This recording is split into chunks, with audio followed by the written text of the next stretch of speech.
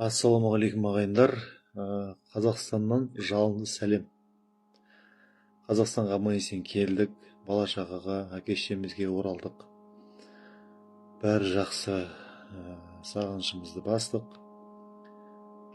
Қазір демалып жатырмыз. Өйткені экология ауысқасын, мемлекет ауысқасын,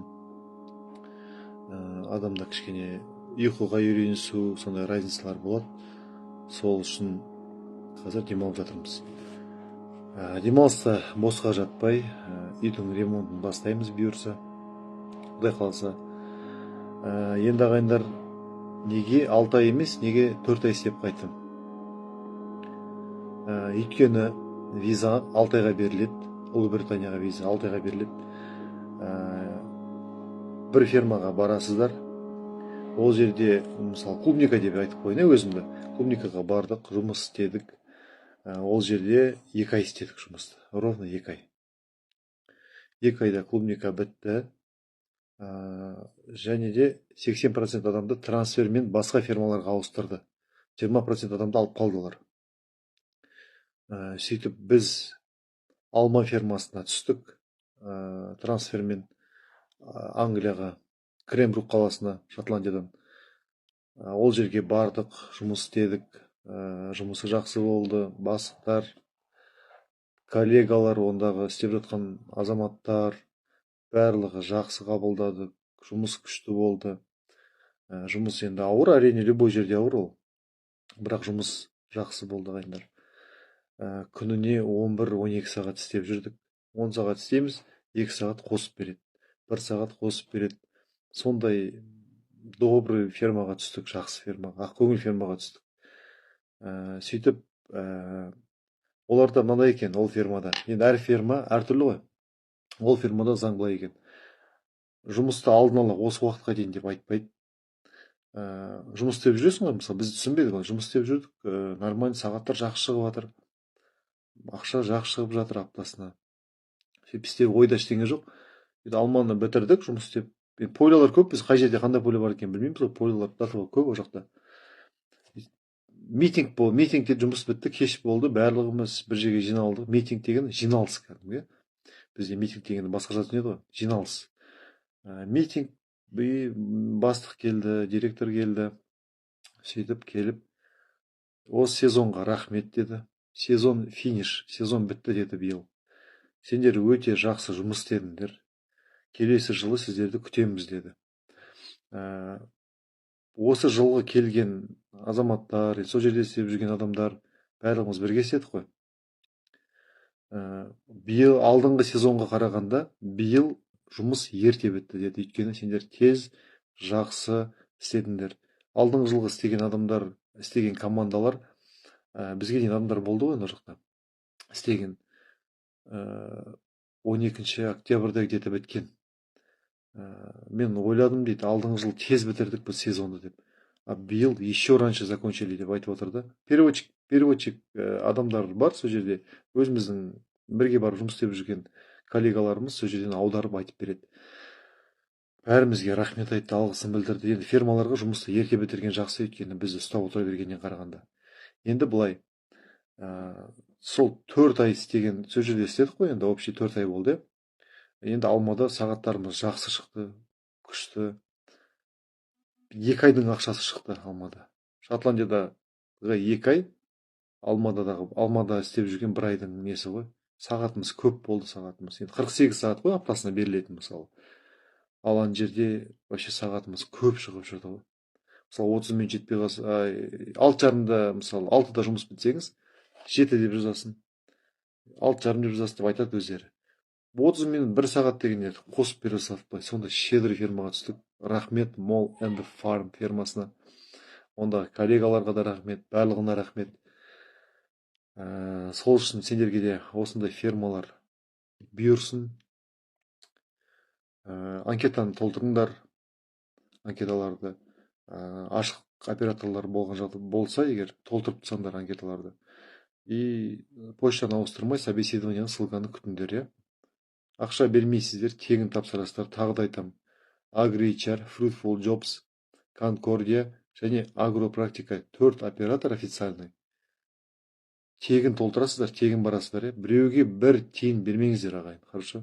Тегін толтырасыңдар өз күштеріңмен, өздерің ол жерде толтыратын еш қиындығы жоқ. Видеоларда бәрін салып болғам, қалай толтыру керек, не істеу керек, нені басу керек, барлығын түсіндіріп айтып қойдым, ағайындар. Сол үшін де қорықпаңдар. Адамның істеген адам любой время істейді. Кредиттерін жабыңдар, қарыздарын жабыңдар. Осылай адал жұмыс істеп, бір жағынан миыларыңды демалтып қайтасыңдар, бір жағынан ақша тауып қайтасыңдар, бір жағынан вес жасап қайтасыңдар. Бір жағынан мұхитты көресіңдер, Атлантический мұхит, енді сөз жоқ, оны көрсеңіздер. Табиғатын көрсеңіздер де, бізде табиғаттар бар күшті, оған баруға да уақытым жоқ. Бұл жақта Қазақстанға келдім, кеше қалаға барып қайттық, ары бері жүріп, пробка, бәрі сигналдан сигнал, бір-бірін бүйтіп вагон алып баратқандар адамдар, енді айта алмаймын. Бірін-бірімізді жеп өлтірмесек болды, Құдай сақтасын. Ең бірінші сыйластық, өзімізді өзіміз сыйламасақ, бір-бірімізді, бізді ешкім кеп сыйламайды, ағайындар. Сол үшін бірінші очередь бір-бірімізді сыйлай үйренейік, өзімізді сыйлай үйренейік, ағайындар. Не дейміз, проблемадан проблема, білмеймін. Бұрын бүйтіп басқа миға бүйтіп қабылдамайтын, қарап жүре беретінбіз күліп. Енді бірақ отаның, елің болғасын, жаның ашиды. Енді түзеліп кетер деген ойдамын. Сол үшін адамдарға айтам, бір-бірлеріңді өздерің сыйламасаңыздар, бірінші очередь. Таныма, ол адам қызық емес. Сіздерді ешкім кеп басқа жақтан кеп ешкім сыйламайды. Бірінші орында бір-бірімізді сыйлап үйренуіміз керекпіз, ағайындар. Қазір коуч-смақтар, қазір неше түрлі адамдар бар ғой, нәрдеген айтып жатыр тиктокта, ит пен құс сөйлеп жатыр тиктокта қазір. Тиктоктың жақсы жағы да бар, жаман жағы да бар. Любой нәрсенің жақсы жағы, жаман жағы болады, дұрыс па? Сол үшін осы тиктоктың арқасында адамдар кішкене көз ашылып, қарап, информациялармен бөлісіп, біреулер жұмыс істеп жатыр осымен, біреулер Ұлыбританияға жұмысты біз түсіріп салып жатырмыз, соны көріп жатсыздар, ағайындар. Солай тек қана жақсы жағын алыңыздар. Сосын ешқандай әңгімеге сенбеңіздер, тек қана официальный әңгімелерге сеніңіздер. Солай фермада солай жұмыс болды бізде. Ферма енді күшті фермаға түстік енді, ағайындар. Ол жақта тек қана алма мен клубника ғана емес, ағайындар, капуста фермалары бар, сәбіз, асқабақ, шие, малина, көкөністердің миллион түрі бар, ағайындар. Соларға любойына түсіп қалуларыңыз мүмкін сіздер. Сосын қай сезонда баратындарыңызды сіздер таңдамайсыздар, ағайындар. Сіздердің жұмыстарыңыз анкетаны толтырып, загранпаспортпен анкетаны толтырып, почтаны дұрыс жазып күту болды. Почтаға ссылка келеді, собеседование өткеннен кейін одобрено болатын болса, приглашение келеді, телефонға тегін келеді. Адамдардың, агентстволардың сатып жатқан приглашениелері тегін келеді, өздерінің қолдарына ұстап жүрген телефонға, почтаға тегін келеді, собеседование өткесін ол. Одан кейінгі процесті уже ары қарай кураторларың болады, куратор үйретеді. Бірақ ақша бермейсіздер, тегін барлық, ағайындар, жарай ма? Соны естен сақтаңдар. Тегін толтырып, тегін барасыздар, консульский сбор төлейсіздер, ол соңында оған дейін әлі жетпедіңіздер сіздер. Ақша туралы вообще ұмытыңыздар, ақша деген әңгімені ұмытыңдар. Қанша кетеді, не болады, ұмытыңдар ақша. Қазір анкетаны толтырасыңдар, ашық болса операторлар, күтесіңдер. Белгілі бір уақыт өткеннен кейін ссылка келеді собеседованиеға. Онлайн өтесіздер, WhatsApp-пен, орысша болады. Одан аман-есен өтсеңіздер, сұрақ жауап өзіңіз жайлы сұрайды, сізден көрші әбішті біреуді сұрамайды, ағайындар. Өздеріңіз жайлы сұрайды. Сол кезде өздеріңіз қатайып отырмай, осылай свободно, бос, еркін ұстаңыздар. Сөйтіп сұрақтарға четко жауап беріңдер, нақты, иә? Қорқатын ештеңесі жоқ ағайындар. Жұмыстан қорықпаңдар, ол жақта сендер құл болып кетпейсіздер ағайындар. Еңбекті, адал еңбек істеп, сол еңбектеріңе сай ақша төлейді. Сосын барғаннан кейін ешкіммен ерегіспеңіздер, жеңіл жұмыс іздемеңіздер. Сіздердің бұл визаның түрі бізде сезондық виза деп аталады. Тек қана поляға жарайды бұл виза. Кейбір азаматтар енді, маған да бірінші жыл мен де істедім заводта. Ол түседі, бірақ барлығы емес. Ол приглашениені қарайсың, приглашениеңде пакхаус деп тұрса, ол завод. Пакхаус деген, пакхаус. Көбінесе поляға келеді. Сол үшін жұмыстан қорықпаңдар ағайындар. Адамның істеген адам істейді. Қазақ жалқау емес, жалқау болмаған ешқашан. Сол үшін ағайындар, бір-бірімізді сыйлап жүрейік. Түрлі жағдай болып отыр елімізде. Бір-бірімізді сыйламасақ, ешкім алыстан келіп сыйламайды ағайындар. Сол үшін барынша сабырмен қарайық бір-бірімізге. Ол қазақ болсын, қандай ұлт болсын, ұлтқа бөліп үйренбеңіздер, ол дұрыс емес. Ол арты жақсылыққа алып келмейді. Сол үшін адамның бәрі бірдей болады ағайындар, естеріңізде болсын. Адамның барлығы бірдей болады. Просто общество, адам қандай обществода жүр, сол общество мен адамның тәрбиесі кетеді ағайындар, дұрыс па? Сол үшін ағайындар, барынша қарапайым болуға тырысайық. Рахмет сөзін, рахмет деудің, мысалы, өтіп бара жатсың, жай ғана есік, магазиннің есігін келесі адам келе жатыр артында. Элементарный нәрсе айтайын. Тарс еткізіп жауып кетпей, қандай сенде ситуация болып жүрсін, миыңда жай ұстап тұрдың, ана адам рахмет айту керек та. Бір-біріне рахмет айтып жүрсек, бір-бірімізге рахмет, рахмет. Иә, рахмет бауырым. Четко сөйлеп жүрсек, бір-бірімізді сыйлап. Соның өзі бізге қазір үлкен нәтиже болып тұр ағайындар, шын айтайын. Білем, кредит бар, қарызы бар, пробка, неше түрлі нелер болып отыр, оқиғалар. Мидың ашып кеткенін білем. Бірақ барынша сабырлы болып, осындай варианттар іздеп, шетелге шығатындай жұмыс істеп, қайтып Қазақстанға ораласыздар ғой сіздер. Сөйтіп келесі жыл тағы да кетесіздер. Бір барып келгесін ол жаққа. Сіздерді келесі жыл шақырады. Ерегіспей, тыныш істеп жүрсеңіздер жұмыстарыңызды, шыдап. И келесі жыл өздері шақырады почталарыңызға. Оларға да тұрақты адамдар керек. Сол үшін олардың ортасын көресіңдер, обществоны көресіңдер. Қалай олар сізге бұйрық береді, қалай түсіндіріп айтады. Қанша сен дұрыс емес істесең де, неге саған келіп, excuse me, sorry, осылай істеу керек деп, неге олай айтады. Біз оларға ешкім емеспіз ағайындар. Ағылшындарға, шотландцтерге, дұрыс па? Біз Қазақстан азаматымыз, бізге ақша керек, қара жұмысқа барған, біз мигрантпыз ағайындар. Соны ұмытпаңдар, олар бізді өзі сияқты көреді, адамның бәрі бірдей қояды. Белгілі поляның өзінде ағайындар, поля деген клубника, капуста теретін поляның өзінде система, заң бар ағайындар. Өйткені саған осынша ақша төлеп отқасын, бізге минимальный болса да күніне 60 000 теңге төлеп отқасын системасы болады. Қай кезде туалетке қалай бару керек, қалай сұрану керек, телефонмен сөйлесуге болмайды, мысалы, сондай системалар болады. Соның барлығын жаттап аласыздар барғаннан кейін. Сол үшін ерегіспеңіздер, ағайындар, керек емес. Ол жерде тек жұмыс істеу керек. Жұмыс істеу үшін біз бардық, өзіміз сұранып бардық, ізденіп бардық. Сол үшін де ағайындар, тек қана морально, физически дайын болып барыңдар. Жұмыс па, жұмыс болды. Басқа лишний әңгімелердің бәрін ұмытыңдар, тастаңдар, керек емес.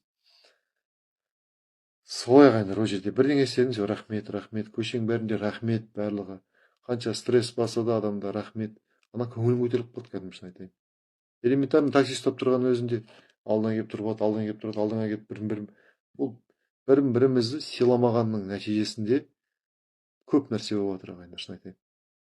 Сол үшін бірінші өзіміз бір-бірімізді осылай сыйлап жүрмесек, ешкім келіп даладан келіп сыйламайды ағайын, шын айтайын. Олар қаяқтан сыйлайды ағайындар. Сол үшін жақсы жағына ғана өсейік, миымызды дамытайық, мышлениені дамытайық ағайындар.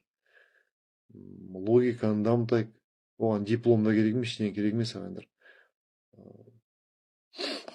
оған қазақтың менталитетінің өзі жетеді. Біздің менталитетке жететін менталитет жоқ ағайындар. Негізінде осы қазіргі менталитетті айтпаймын мен.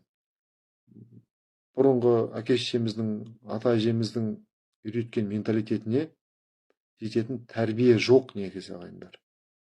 Қазір миға әр нәрсені құйып жатыр ғой жан жақтан. Сол үшін де ағайындар, барынша бір-бірімізді сыйлап жүрейік ағайындар. Барлығы жақсы болады. Аман есен тапсырыңдар, аман есен өтіп кетіңдер собеседованиеден. Бір барып келіп қарыздарыңды, кредиттеріңді жабыңдар. Менің беретін информациям осы ағайындар сіздерге. Сол үшін барынша қарапайым болып жүруге тырысайық ағайындар. Көкірек, гордость, мінез керек емес ағайындар. Алып тастаңдар. Барлығы керек емес нәрсе ағайындар. Болды. Личный адамды құртатын осылар ғана керек емес. Нағыз мұсылманда мінезі болу керек дейді. Нағыз мұсылман адам, біз ешкімнен артық емеспіз ағайындар. Адамның барлығы бірдей. Наоборот, адам болу керек бірінші орында. Адам болу керек. Біз түзелсек, орта түзеледі ағайындар, орта түзеледі. Бізге қарап орта түзеледі ғой ағайындар. Осылай көбінесе шетелге шығыңдар, возможность болса, жұмыс істеңдер ағайындар. Сол жақтың менталитетін, сол бұрынғы қазақтың менталитеті ғой, әке шешеміздің берген тәрбиесі. Сондай менталитет олар дамытып тастаған ғой ағайындар. Соны жоққа шығармайық ағайындар. Сол үшін барынша бір-бірімізді сыйлап жүрейік. Керек емес конфликт деген нәрсе керек емес ағайындар. Сол аман болыңдар, сау болыңдар. Денсаулықтарың мықты болсын, ауырмаңдар ағайындар. Қазір білмеймін неше түрлі экология ауырмай или бізде ошақ келіп әйтеуір слава болып қаламыз сразу. Сол мемлекетім дамыған, бәріміз қалаймыз. Егер дамытамыз десек, сәл сабыр сақтап, осы шетелге шығуға тырысыңдар, қарыздарынан құтылсаңдар, уж сендер өзгересіңдер ағайындар. Сендер анкетаны толтырып, мысалы, бәрілеріңе енді білмеймін, ол қашан келеді, бұйырған адамдар барады өзі толтырып. Уж сендер қарызды құтылып кредиттерін жапқаннан кейін, сендер өзгересіңдер, ана жақты көріп келгеннен кейін. Дамыған мемлекеттерші менталитет, мышление. Ол жерде дамыған мемлекет қой бірінші очередь, дұрыс па?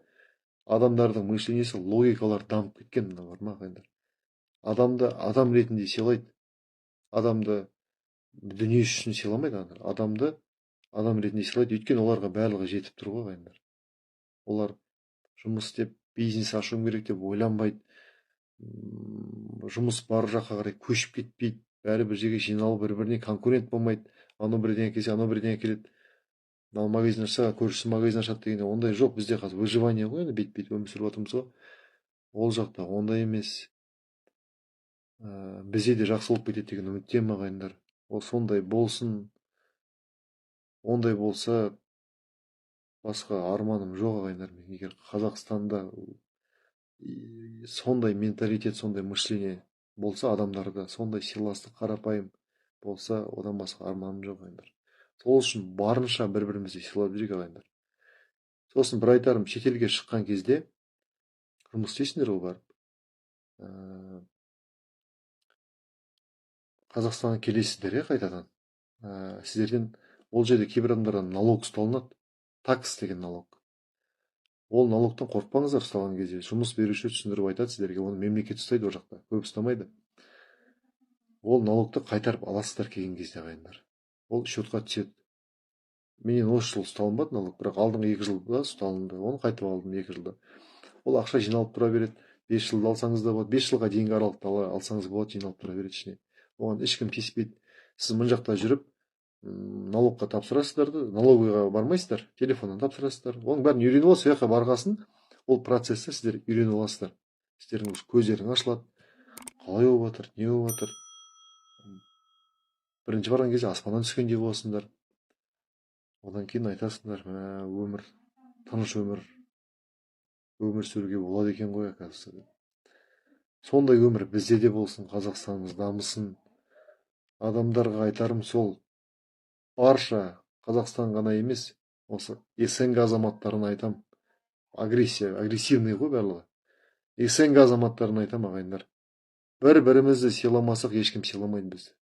Біз Европадан қалып келе жатқан менталитет бізде сол. Біз артына қарай кетіп бара жатырмыз, төмен қарай кетіп бара жатырмыз қазір біз. Білем, қарыз, кредит барлығында бар проблема. Бірақ одан шығуға возможность бар ғой, ағайындар. Сөйтіп ізденіңдер, ешкімге ақша бермеңдер, агентстволарға өздерің күштерімен ізденіп толтырыңдар. Тек қана енді Британия емес қой, мысалы Финляндияға да, оның точный адресін білмеймін, почтасын, бірақ Финляндияға да тегін толтырып баруға болады, 3 айға ма 6 айға ма. Қазір Австралияға кетіп жатыр адамдар. Австралияға туристическиймен кетіп жатыр енді, через агентство, бірақ Австралияның посольствосына барып көру керек. Ол жерде перечень документтер жазылады, туристический виза қайтып тапсыру керек, соны жинап барасыңдар. Америкаға, қазір Американы баяғыдай емес деп жатыр, өйткені мигранттар көп кіріп кеткен, мексиканецтер дүние жүзіне жан жақтан кіріп кеткен. Енді Америка бәрібір де Америка номер один мемлекет қой. Сол үшін заңды барыңыздар шетелге барған кезде. Кореяға барғанменсіздер, нелегал болып істейсіздер ол жақта. Сол үшін айтарым, заңды барған дұрыс. Жұмысқа баратын болсаңыздар, заңды барыңыздар. Өйткені тәжірибе жинап келесіздер ол жақтан. Сосын ол жақтан бизнестеріңді ашасыңдар, адаммен қалай сөйлесу керек, бәрін сол жақтан үйреніп келесіңдер да.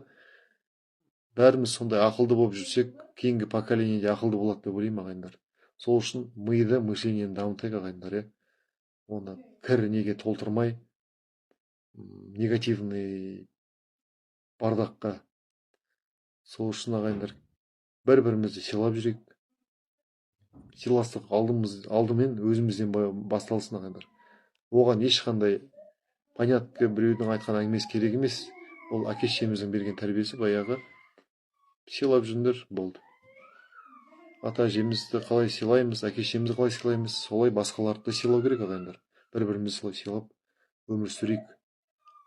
Ол артына қарай кетпей, кішкене миымызды, дүниемен емес, мимен дамиық та, ағайындар, мимен. Жарай ма? Сіздер ақылды болсаңыздар, кейінгі поколение ақылды болып өседі. Адамның барлығы бірдей, ағайындар, мен айтайын, адам бірдей барлығы. Сол үшін аман болыңдар, сау болыңдар, ауырмаңдар. Шетелге шығып, жұмыс істеп, қарыздан құтылып, кредиттен құтылып, мышлениелерің дамысын, миларың дамысын. Дамығанда қалай нағыз адам қайтып өмір сүру керек, соны көріп қайтасыңдар, барып, ағайындар. Онымен сіздер жаман болып қалмайсыздар. Сол, ағайындар, барынша сыйласып жүрейік, ағайындар. Қазақ жалқау емес, жалқау болмаған ешқашан. Аман сау болыңыздар, ағайындар.